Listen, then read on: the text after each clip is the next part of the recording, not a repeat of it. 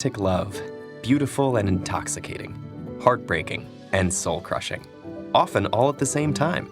Why do we choose to put ourselves through its emotional ringer? Does love make our lives meaningful?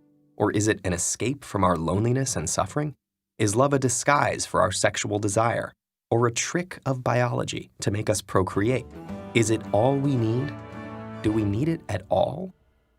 If romantic love has a purpose, neither science nor psychology has discovered it yet. Do you love your wife? Yes. Stop saying, I love you. Seriously, it's the most misused phrase on earth. It's a nice thing to say to someone, but tell me, do you mean it? A lot of people say it because it's convenient, but tell me, do you really mean it? Are you eating that fish? And the man says, because I love fish. He says, oh, you love the fish. That's why you took it out of the water and killed it and boiled it. He said, don't tell me you love the fish. You love yourself. And because the fish tastes good to you, therefore, you took it out of the water and killed it and boiled it. So much of what is love, right, is fish love. Right? Reporter asked an elderly couple, how did you manage to stay together for 65 years? The woman's reply blew me away. She said, we were born in a time when if something was broken, we would fix it, not just throw it away. Hearing her words made me pause for a second. No, more than just a second, because it made me realize that what most people call love today isn't love at all. It's possession. A couple falls in love. Young man and young woman fall in love. What does that mean? That means that he saw in this woman someone who he felt could provide him with all of his physical and emotional needs. And she saw in this man somebody she feels that she can write. That was love, right? But each one is looking out for their own needs. Right? Love tricks us into having babies. Much later, German philosopher Arthur Schopenhauer maintained that love, based in sexual desire, was a voluptuous illusion. He suggested that we love because our desires lead us to believe that another person will make us happy. But we are sorely mistaken. Nature is tricking us into procreating, and the loving fusion we seek is consummated in our children. When our sexual desires are satisfied, we are thrown back into our tormented existences. It's not love for the other. The other person becomes a vehicle for my gratification. Love says, I want you to be happy. Possession says, I want you to make me happy. British philosopher Bertrand Russell, we love in order to quench our physical and psychological desires. Humans are designed to procreate, but without the ecstasy of passionate love, sex is unsatisfying. Our fear of the cold, cruel world tempts us to build hard shells to protect and isolate ourselves. Love's delight, intimacy, and warmth helps us overcome our fear of the world, escape our lonely shells, and engage more abundantly in life. Love enriches our whole being, making it the best thing in life. Of what is called love is fish love. Right? An external love is not on what I'm going to get, but what I'm going to give. Something wrong is what is at the core of how we try to understand why would people risk losing everything and cheat on their partner to whom they have made a vow. Our typical idea is that if I have found the one, and if with that one I have everything I need, obviously if I'm going to look elsewhere, it must mean that there is something missing. And either there's something missing in our relationship or there's something missing in the person who is straying. But it is a deficiency model. It is seeing infidelity as a symptom of a relationship gone awry. This is true in many cases. People make a serious mistake in thinking that you give to those whom you love. And the real answer is, you love those to whom you give. Love is a misleading affliction. Siddhartha Gautama, who became known as the Buddha or the Enlightened One, probably would have had some interesting arguments with Russell. Buddha proposed that we love because we are trying to satisfy our base desires. Yet, our passionate cravings are defects. And attachments, even romantic love, are a great source of suffering. Luckily, Buddha discovered the Eightfold Path, a sort of program for extinguishing the fires of desire so that we can reach nirvana. an enlightened state of peace, clarity, wisdom, and compassion. And not to be a cynic, but I feel most people in our generation just don't know the difference. So if you're confused, then stop saying I love you. Don't even fix your lips to make the sound. You want to know the difference between love and possession? Well, stay tuned as I break it down. There are many motives for why people stray that have to do with the discontents of a relationship.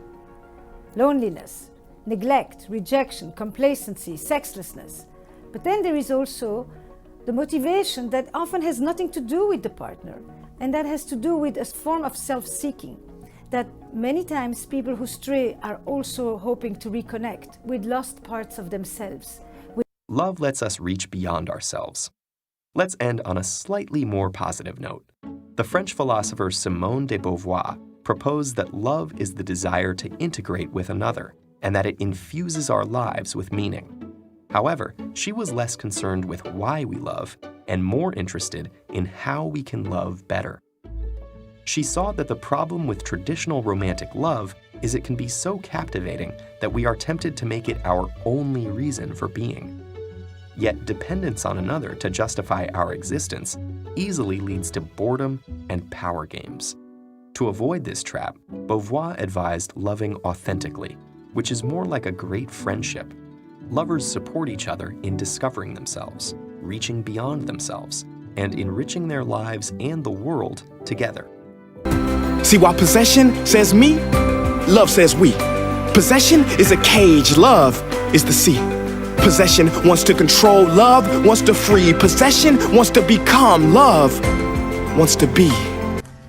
And his point is, if I give something to you, I've invested myself in you, right? And since self-love is a given, everybody loves themselves, now that part of me has become in you, right? There's part of me in you that I love. Right? So true love is a love of giving, not a love of receiving. Fundamentally believe that this is the right course of action and you stick with it. Like in a relationship, I bought her flowers and I wished her happy birthday, and she doesn't love me. Clearly I'll give up. That's not what happens. If you believe there's something there, you commit yourself to an act of service. You commit yourself to the regime, the exercise. You can screw it up. You can eat chocolate cake one day, you can skip a day or two. You know, it allows for that. But if you stick with it consistently, I'm not exactly sure what day, but I know you'll start getting into shape. I know it. And the same with the relationship. It's not about the events. It's not about intensity. It's about consistency. The popular belief, true love is not blind. It has 20/20 vision. And a loving relationship is not 50/50 either. It is 100/100, a total commitment. It's not a trade or a balancing act. It is all chips on the table, your whole heart, and that's that. I've been married 82 years. So now, Miss Willie, you said that the secret to a happy marriage is being nice to each other. Yeah. Any other advice you have? Just sit down and talk things over. Talk things over. Oh, yeah, and get a good understanding of what you're doing and where you're going. Because possession is actually the opposite of love. Its other name is addiction. Love has an alias too. It goes by understanding and commitment. Like, what's the metric? Give me the number that helps me know, right? Because when you met her, you didn't love her. Now you love her. How long did you court her before you asked her to marry you? Oh, about 3 months or so. 3 months? Yeah. When you're young, you don't know any better. Right. When you get older, you learn your lesson. Yeah. So you know better. Right. Now, how old was y'all when y'all got married? I was 19 years old. You was 19. Now, Mr. DW was 19, Right. and he 103 now. Right. And you 100. Right? Tell me the day the love happened. It's an impossible question. But it's not that it doesn't exist, it's that it's much easier to prove over time, right? Alice, let me ask you this. What have you learned from your parents' relationship over the years? Yes. True love. True love. Yes. Yes, ma'am. Possession keeps receipts to remember its good deeds. Love does not keep score, but remembers. We are on the same team. Possession hardens the heart. Love softens it. Possession picks a flower out of the ground, but love waters it. Possession wants to hide. Love is vulnerable and exposed. Possession sees the body.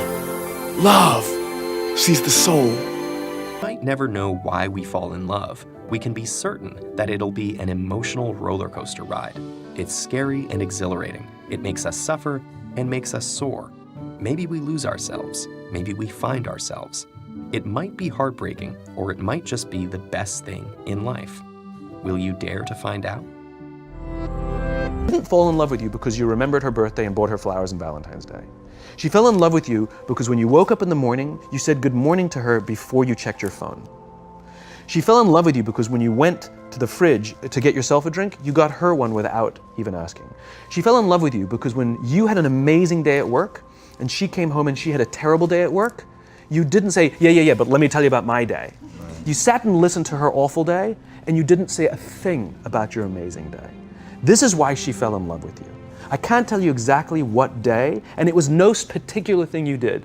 It was the accumulation of all of those little things that she woke up one day and as if she pressed a button, she goes, I love him.